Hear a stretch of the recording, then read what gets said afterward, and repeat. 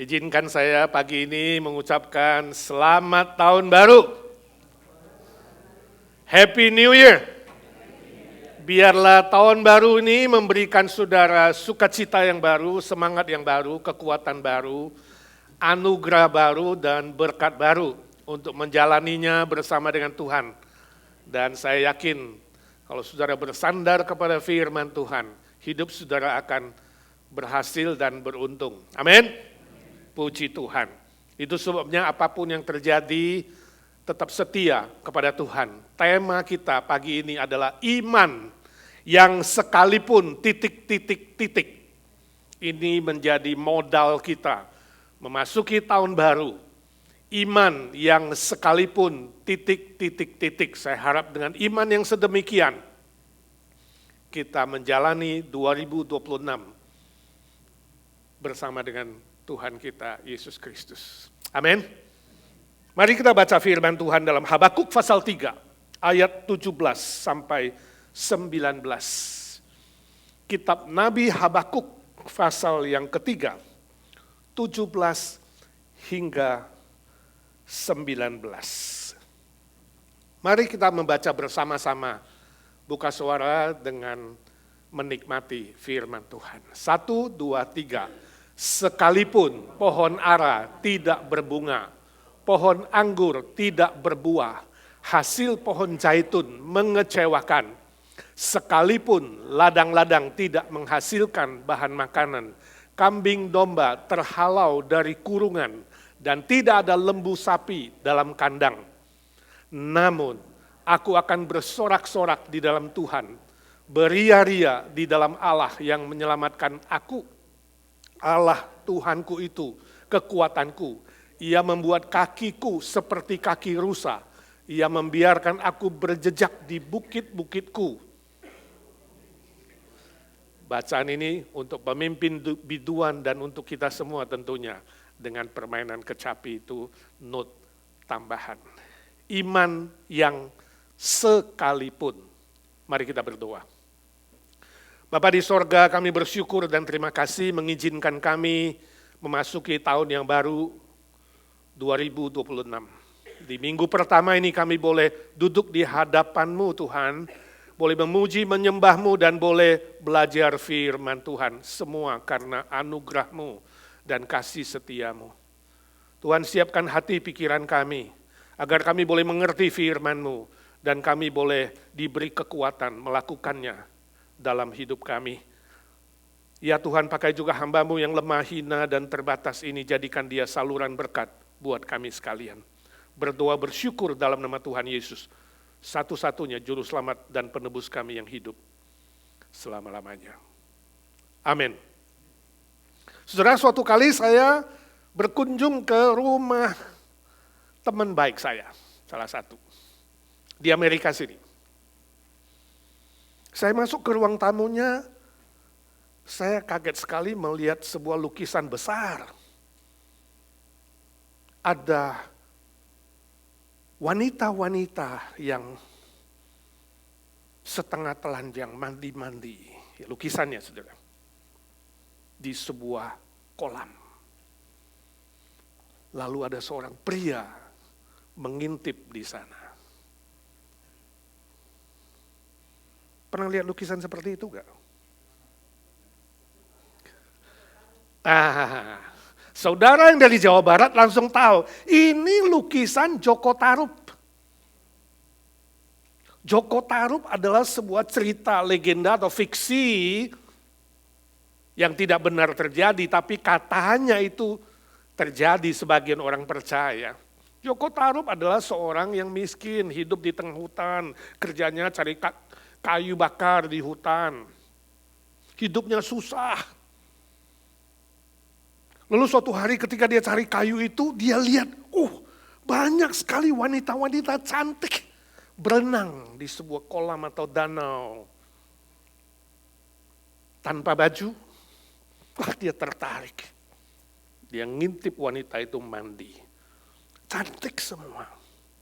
Lalu dia lihat, banyak pakaian mereka taruh di situ dan juga ada selendang-selendang banyak di sana. Joko Tarub iseng kemudian dicurilah sebuah selendang. Selesai mandi, semua wanita cantik itu menghilang kembali ke kayangan. Sisa satu yang selendangnya dicuri, gak bisa balik. Singkat cerita, Joko Tarub bawa ini wanita cantik pulang ke rumahnya dan menikah dengan dia. Namanya siapa? Bidadari ini Nawang Wulan. Setelah menikah mereka dapat seorang anak putri yang namanya Nawangsih. Bidadari itu pesan kepada Joko Tarub, hidupmu akan lebih enak. Hidupmu akan lebih baik. Ya. Sebab beras yang ada di rumah itu tidak pernah akan habis kalau dimasak. Sebab Nawang Wulan itu setiap kali masak nasi cuma taruh sebutir saja. Dan dia pesan, jangan pernah tanya saya dari mana. Jangan pernah buka itu panci nasi. Wah, pesan 2 itu. Jadi orang masak nasinya, berasnya banyak, dia cuma sebutir. Gak pernah habis, hidupnya enak. Singkat cerita, lama-lama si Joko Tarub penasaran juga. Ya, kenapa mujizat terjadi? Lalu suatu kali dia gak tanya soal asal-usul istrinya, diam-diam waktu masak nasi itu, dia buka tempat masak nasi itu. Dia kaget, oh ternyata cuma sebutir nasi, sebutir beras. Pada hari itu juga, semua mujizat itu hilang dan tak pernah terjadi lagi. Istrinya marah dan tahu kenapa you tidak taat kepada apa yang saya sampaikan. Istrinya berkata, aku harus meninggalkan kamu. Waktu dia membereskan tempat nasi, karung beras yang makin lama makin habis itu, di bawahnya dia temukan selendangnya. Dengan selendang itulah akhirnya sang bidadari kembali ke kayangan. Joko Tarub hidup miskin, menderita akibat dari kesalahannya. Ada pelajaran moral dari cerita ini, bahwa orang yang tidak mentaati apa yang sudah disampaikan oleh dewa atau Tuhan, pasti akan menerima akibatnya. Ketidaktaatan Joko Tarub membuat dia akhirnya hidup miskin dan menderita. Hal seperti ini terjadi pada Israel. Pada perjanjian lama Tuhan sudah pesan, jangan pernah kamu tidak taat firman Tuhan. Selalu Tuhan mengatakan, kalau kamu mau beruntung dan berhasil, pegang firman Tuhan. Jangan menyimpang ke kiri atau ke kanan. Jangan pernah menyembah berhala. Tapi Israel tidak taat. Dan ketika konteks Nabi Habakuk itu, mereka menghadapi musuh yang besar, orang Kasdim. Israel ditaklukkan dan menderita. Bukan saja mereka menderita dijajah oleh negeri asing, tapi negeri mereka pun kekeringan. Seperti yang tadi kita baca. Pohon ara tidak berbunga, pohon anggur tidak berbuah, pohon zaitun mengecewakan, kambing domba pun tidak ada, lembu sapi pun hilang semua. Bayangkan hidup yang sangat krisis, hidup yang sangat menderita sebab ketidaktaatan Israel. Di tengah-tengah kondisi demikianlah kemudian Nabi Habakuk menerima firman Tuhan dan menyampaikan kepada Israel, kalau kamu kembali beriman kepada Tuhan, pegang firman-Nya, kamu akan dipulihkan. Asal kamu sungguh-sungguh percaya dan beriman kepada Jehova, Allah pencipta langit dan bumi, Tuhan yang menciptakan segala sesuatu dan berjanji memberkati kamu. Kembali kepadanya. Tapi Bukan iman sembarang iman. Bukan iman di bibir mulut saja. Bukan iman hanya di otak saja. Bukan iman sembarang iman. Tetapi iman yang sekalipun titik. Iman yang tanpa syarat. Iman yang tidak boleh tawar-menawar kepada Tuhan. Iman yang sekalipun krisis. Sekalipun situasi tidak langsung berubah, sekalipun belum tampak mujizat terjadi, sekalipun seolah-olah Tuhan jauh, sekalipun seolah-olah Tuhan tidak jawab doa, iman yang sekalipun kamu akan dipulihkan. Nah, saya tidak tahu saudara 2025 apakah engkau juga mengalami krisis? Krisis keuangan, krisis pekerjaan, krisis berbagai macam hal. Saya tidak tahu. Mungkin mirip dengan Israel. Seolah-olah Tuhan jauh, seolah-olah Tuhan tidak berbuat apa-apa, seolah-olah tidak ada mujizat, seolah-olah Tuhan diam. Firman Tuhan ini untuk saudara hari ini sekalipun titik-titik, apa saja saudara boleh isi? Iman yang sekalipun akan membuat saudara dipulihkan di tahun 2026. Amin? Yakin? Iman yang sekalipun itu punya 3 wujud. Yang pertama, apa iman sekalipun itu? 3 hal. 1, bersukacita dalam Tuhan, ayat 18. Ya. Namun aku akan bersorak-sorak di dalam Tuhan. Beria-ria di dalam Allah yang menyelamatkan aku. Bersukacita belum dipulihkan, ya bersukacita dulu, jangan tunggu dipulihkan dulu. Bersukacita dulu, kenapa? Sebenarnya Israel punya banyak alasan mengatakan, oh Tuhan, oh Nabi Habakuk, kami belum lihat karya Tuhan. Masih krisis, tanaman tidak ada, kekeringan, lembu, domba, sapi juga hilang, bagaimana bersukacita? Tapi ini firman Tuhan. Bukan dipulihkan dulu baru bersukacita dalam Tuhan, tapi apa? Bersukacita dulu dalam Tuhan. Secara logis seolah-olah gak cocok ini ya. Dengan logikaku. Bagaimana aku tetap bisa bersukacita dalam Tuhan. Situasi belum berubah. Tapi itu iman. Iman yang sekalipun titik-titik. Sekalipun belum melihat titik terang. Tuhan bilang kamu harus belajar bersukacita, bersorak-sorak, beria-ria. Sebab apa? Sebab Allah kita bekerja melampaui fakta dan kenyataan. Walaupun fakta dan kenyataan belum terlihat, ingat, iman yang sejati melampaui logika, iman yang sejati melampaui kenyataan yang ada, situasi yang ada.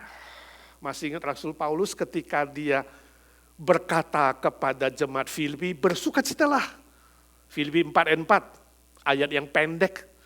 Sekali lagi kukatakan bersukacitalah, diulang.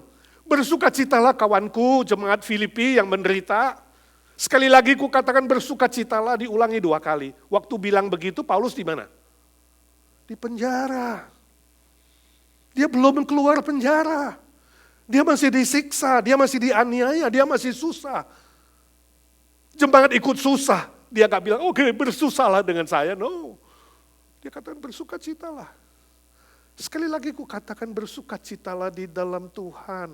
Wow, luar biasa. Ini iman yang sekalipun masih di penjara, sekalipun situasi belum berubah, sekalipun pemerintah Roma begitu sadis, sekalipun, hei jemaat Filipi, bersukacitalah. Sekali lagi ku katakan bersukacitalah. Iman yang sekalipun. Bagaimana fakta dan kenyataan hidup saudara hari ini? Masih susah? Masih sakit? Masih lemah? Masih belum ada jalan keluar? Jangan menyerah. Jangan bersungut-sungut, jangan berkeluh kesah, jangan gelisah. Jangan khawatir, jangan melarikan diri kepada hal-hal yang negatif. Jangan, tapi tetaplah beriman yang sekalipun, tetaplah bersukacita di dalam Tuhan. Saya punya seorang teman di Jakarta, suatu hari ngobrol-ngobrol, bisnisnya lesu, target tidak tercapai, dia khawatir, dia kesel, dia banyak pikiran, dia stres. Dia berdoa tapi ragu-ragu dan curiga, Tuhan kapan jawab? Kita ngobrol, dia hampir menyerah, saya bilang, saya juga gak bisa bantu apa, tapi kita bisa pegang janji Tuhan dan berdoa. Lalu saya ajak dia baca Mazmur 37 ayat 4 sampai 5. Dia bilang, beri saya firman. Saya waktu itu digerakkan memberi dia Mazmur 37 ayat 4 dan 5. Bergembiralah, berserahlah, sebab Tuhan yang akan bertindak. Sekarang juga tahu siapa yang bertindak. Setelah itu, gak lama kemudian dia bilang, Pak, Tuhan belum mengubah situasi, tapi Tuhan mengubah hati saya. Sikap hati saya. Saya belajar bersukacita, bernyanyi, memuji Tuhan. Gak lama kemudian dia ngomong lagi sama saya, Pak, puji Tuhan. Ternyata Tuhan menjawab doa. Usahaku dibuka Tuhan. Dan sekarang Tuhan balas 3 kali lipat. Puji Tuhan, puji Tuhan. Jangan pernah mencerca keadaan. Jangan pernah mencerca situasi. Jangan pernah kemudian jadi minder, kecewa, putus asa, dan melarikan diri kepada hal-hal yang negatif. Jangan tiap hari terus bersungut-sungut, tenggelam di dalam duka cita. Sama seperti orang yang tidak punya pengharapan, jangan. Apalagi menuduh Tuhan tidak adil dan tidak benar. Oh, lebih jangan lagi saudara, jangan lakukan itu. Tapi katakan Tuhan, situasi belum berubah. Ubahlah hati saya, sikap hati saya untuk bisa bersukacita.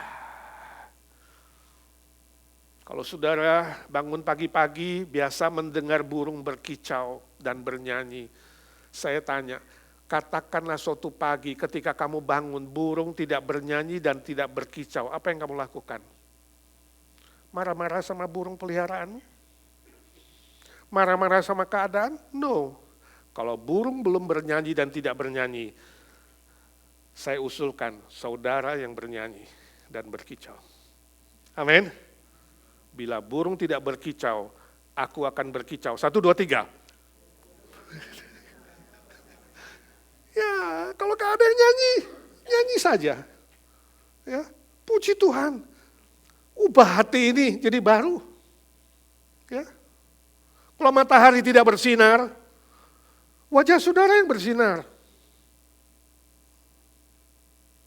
Kalau cuaca hujan seolah-olah mendung dan sedih, senyum saja kepada setiap orang.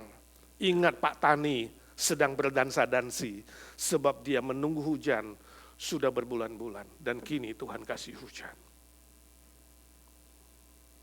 Sikap hati berubah. Ada 2 orang yang sama-sama operasi jantung. Dan selesai dengan baik, mereka memasuki masa pemulihan. Orang yang pertama itu sudah beriman kepada Tuhan Yesus. Dia langsung memuji Tuhan, terima kasih Tuhan, operasinya selesai. Ya. Saya bersyukur Tuhan, bangun pagi dia lihat rasanya udara lebih jernih, lebih segar, matahari lebih cerah, ya, lebih terang, bunga-bunga lebih indah, warna-warni lebih cerah, dia lihat itu bintang-bintang, malam hari dia lihat lebih berkilauan, dan air minum yang dia minum walaupun cuma air biasa, lebih manis dan lebih segar. Orang yang kedua yang tidak beriman, biasa-biasa saja. Gimana operasi? Ya gitulah, ini juga dokter yang ahli, biasa-biasa saja. Hatinya masih khawatir, aduh bagaimana pemulihan ini, berapa lama ya sakit begini, aduh makan juga belum ada nafsu, kalau kita besuk dia bilang, aduh rasanya makanan tidak ada rasa. Dan banyak hal lain yang bisa membuat dia mengeluh dan mengeluh. Pertanyaan saya, kenapa berbeda? Kenapa berbeda orang pertama dan orang kedua? Kan sama-sama sembuh operasi. Kan sama-sama masa pemulihan. Kan sama-sama menunggu. Tapi kenapa bisa berbeda? Ini soal apa? Penghayatan iman.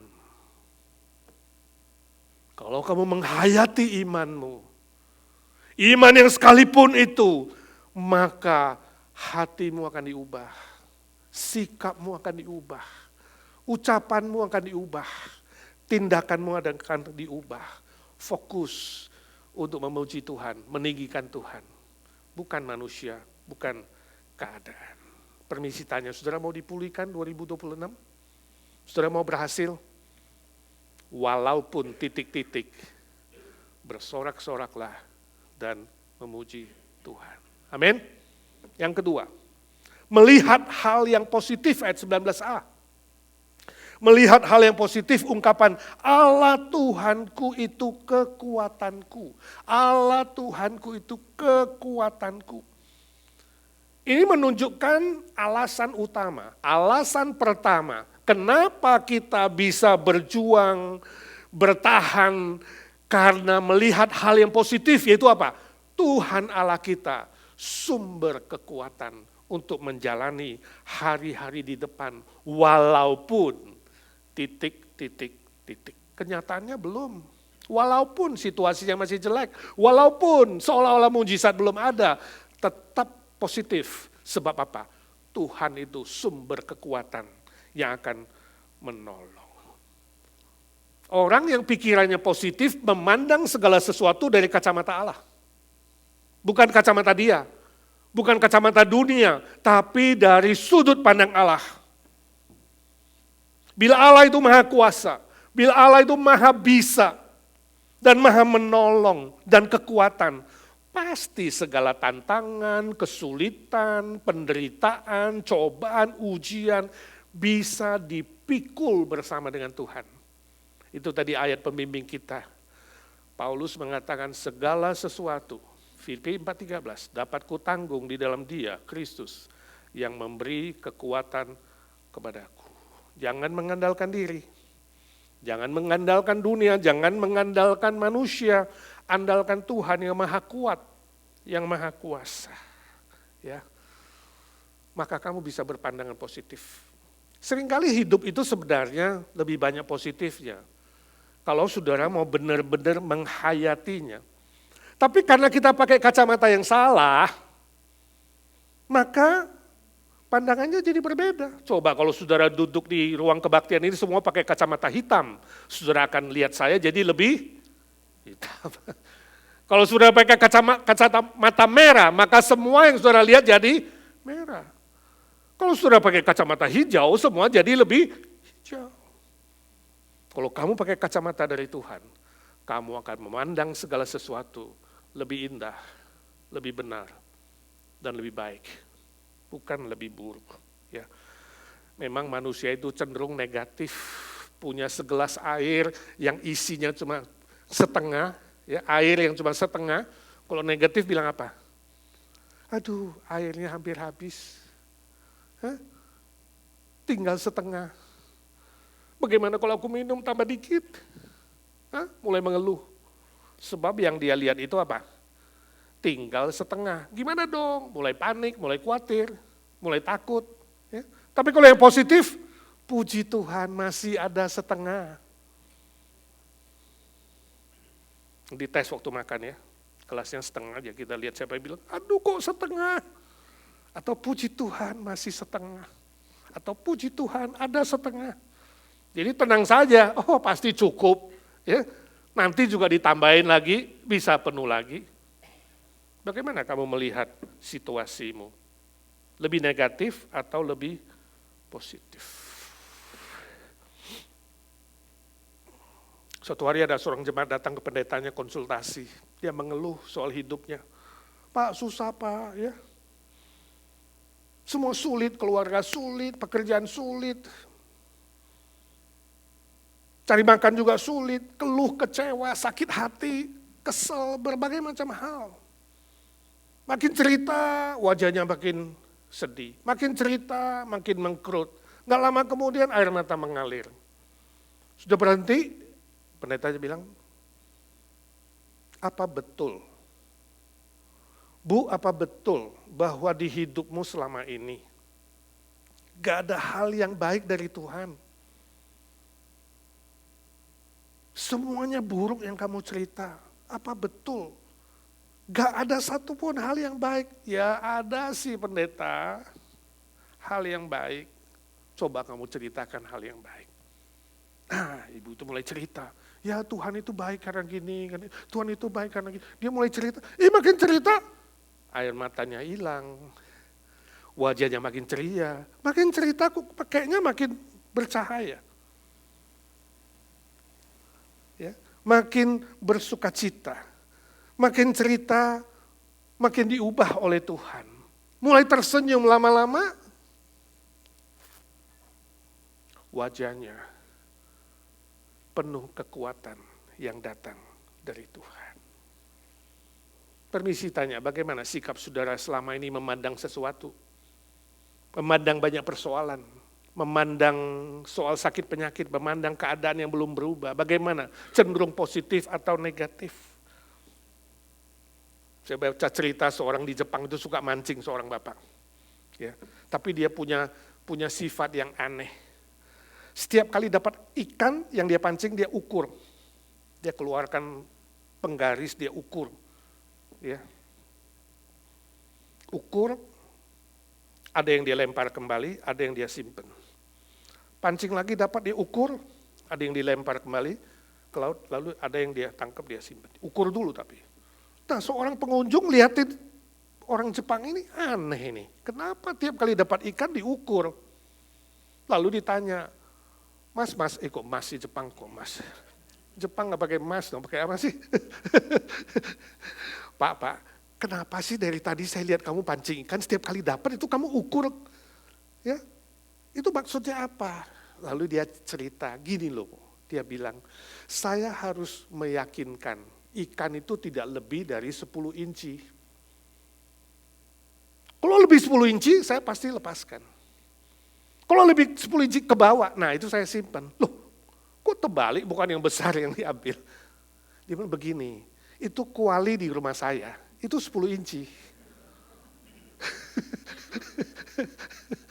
Jadi kalau lebih 10 inci gak masuk. Aneh tapi nyata. Ini sebuah contoh orang yang negatif. Ya. Dia melihat sesuatu itu selalu gak cukup. Kenapa gak ikan yang lebih besar dipotong 2 aja, Pak?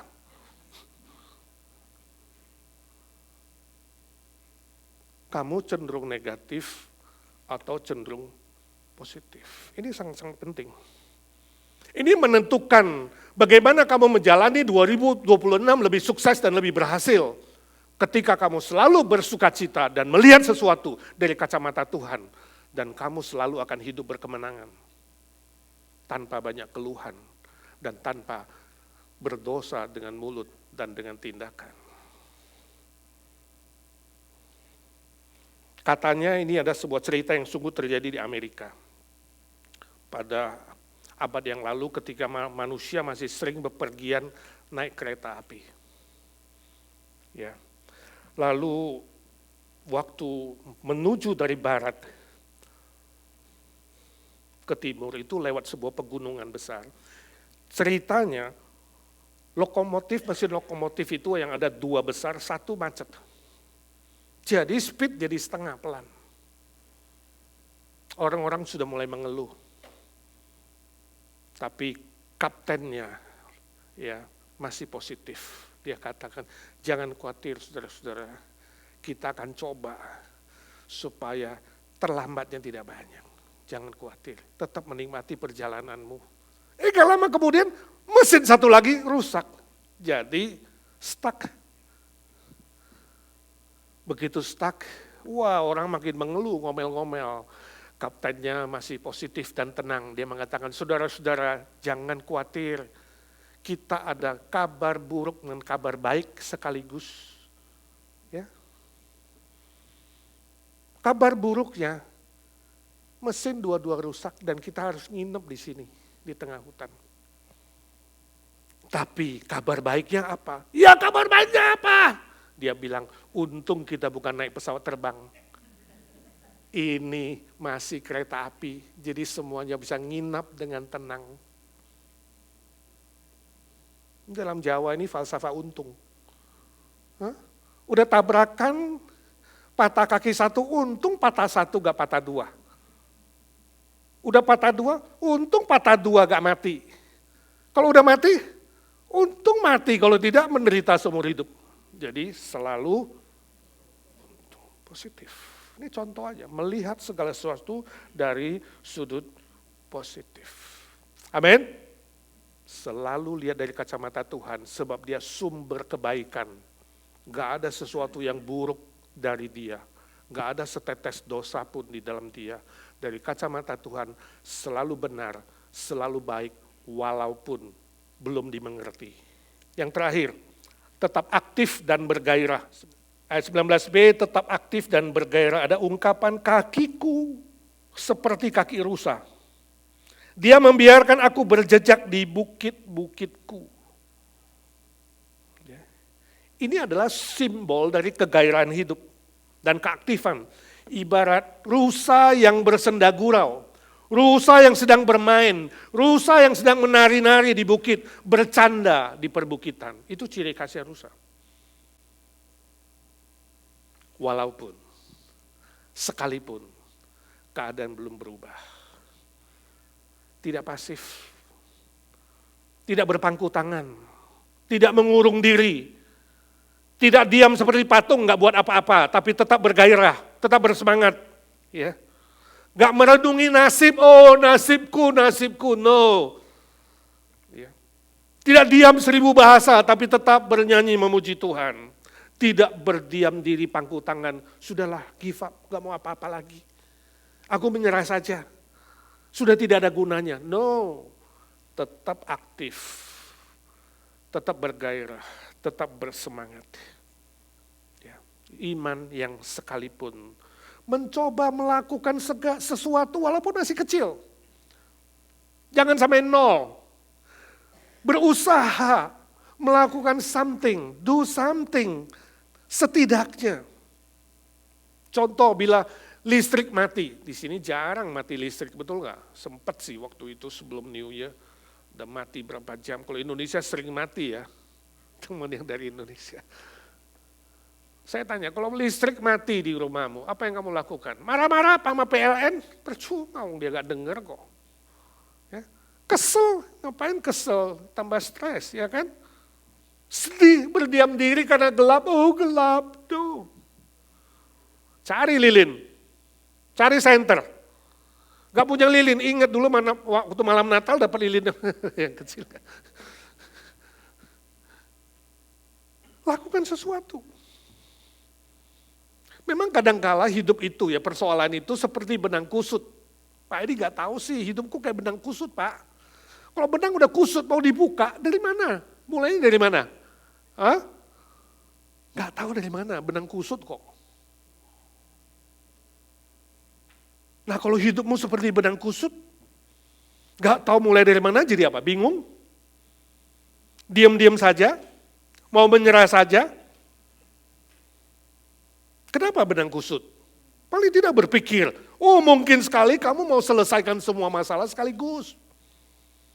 Mungkin sekali kamu mau jalan pendek, jalan pintas, jalan cepat. Mau instan seperti Superme. Harapkan solusi yang sedemikian. Oh jadi makin stres. Tapi berpikir minta hikmat dari Tuhan, katakan Tuhan beri aku kesabaran dan hikmat. Supaya aku tahu berbuat sesuatu. Seperti Pak Petani, segala sesuatu ada waktunya. Ada waktunya menikmati hujan dan berdoa. Ada waktunya kemudian menyiram benih. Ada waktunya kemudian menaruh pupuk. Ada waktunya kemudian lihat pertumbuhan dan ada waktunya kemudian menuai. Sehari demi sehari. Kerjakan dulu apa yang bisa dikerjakan. Kerjakan dulu walaupun kecil. Jangan tunda hari besok. Jangan jadi malas. Jangan jadi pasif dan diam, tapi kerjakan sesuatu. Kalau belum selesai hari ini, besok dilanjutkan. Kalau besok belum selesai, lusa dilanjutkan. Kalau lusa belum selesai, hari besok setelah lusa, kerjakan lagi. Sehari demi sehari. Sehari demi sehari kamu akan lihat Tuhan ikut bekerja memberkati kamu. Amin. One day at a time you will see God's blessing. 1, 2, 3. One day at a time you will see God's blessing. Kamu akan lihat berkat Tuhan sehari demi sehari. Suatu hari pasti selesai. Saya baca cerita seorang anak gadis dipaksa oleh orang tuanya dijodohkan untuk menikah dengan seorang pria yang kaya raya di kota itu, paling kaya, tapi anak gadis yang cantik dinikahkan. Walaupun si orang kaya itu sudah beda umur dengan dia, ibarat bapak dan anak. Katakan anak itu 20, si bapak itu 55. Berapa itu ya? Atau 60 ya? Biar lebih kontras, 20 dijodohkan sama om-om umur 60. Botak lagi. Kaya sih, paling kaya sih. Udah tua jelek pula. Tapi itu orang tua. Orang tua zaman dulu begitu, yang penting anaknya dapat orang kaya. Si gadis itu gak suka, tapi gak bisa menolak. Ini orang tua. Nah, bayangkan kalau kamu adalah gadis itu, kamu lakukan apa? Menyerah saja? Pasif, diam aja, ikut aja? Melawan gak bisa? Jadi mau gimana dong? Do something. What will you do? Apalagi besok si calon suami mau datang melihat dan melamar. Gadis itu dapat hikmat. Besoknya ketika si calon suami yang botak kaya raya bawa banyak hadiah ingin melamar. Dia ingin lihat anak itu. Gadis itu pura-pura bisu. Dipanggil namanya, diajak ngomong, kaget loh. Orang tua juga kaget. Anaknya sakit. Sakitnya bisu. Panggil dokter. Dokter periksa mengatakan, iya betul, anak bapak dapat penyakit aneh. Yaitu tidak bisa bicara. Bisa sembuh gak dok? Belum tentu. Ini bisa waktu yang sangat lama. Karena ini penyakit aneh sekali. Ada sesuatu yang nyangkut di kerongkongannya. Tiap kali dia ngomong, gitu, gak bisa jawab apa-apa. Akhirnya calon suaminya mengatakan, kalau begitu saya batalkan pernikahan ini. Singkat cerita, si tua bangka pulang. Si gadis bebas. Rupanya si dokter itu kerjasama dengan gadis itu. Sebab putranya dokter adalah pacarnya. Kong kali kong, si gadis itu terselamatkan. Cuma cerita.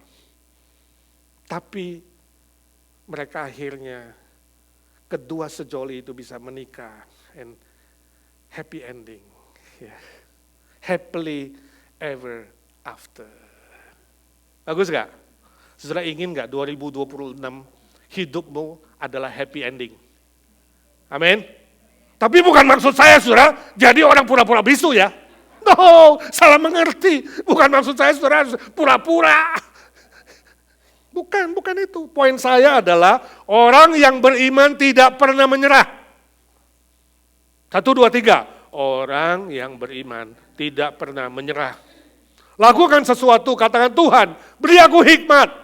Let me know, Lord, give me a wisdom. Beri aku hikmat, Tuhan, berbuat sesuatu.